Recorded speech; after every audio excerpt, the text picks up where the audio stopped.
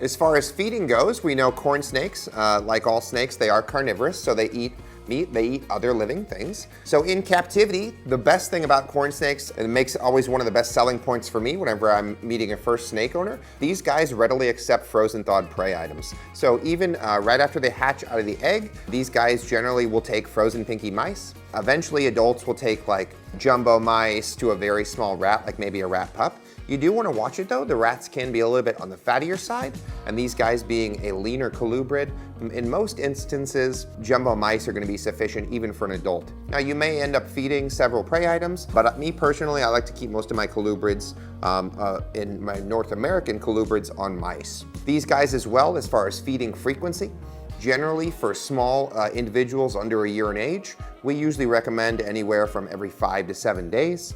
And then once they get to larger size, like Cleo here, she's fed approximately about every 10 to 14 days, depending on how hungry she is. So keep in mind, even though these are a super duper active species, they're definitely more sedentary in captivity than their wild counterparts, so that metabolic rate isn't going to be quite as high.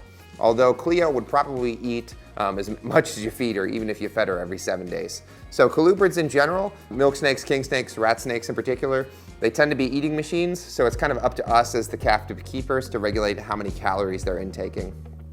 So it's not super common, but occasionally I do see very heavy-bodied corn snakes, and we're not weight shaming any of our snakes, but there's some people that have the corn snakes and they're eating like small rats and things like that. That's perhaps a little bit on the excessive side, especially for calorie needs for a corn snake.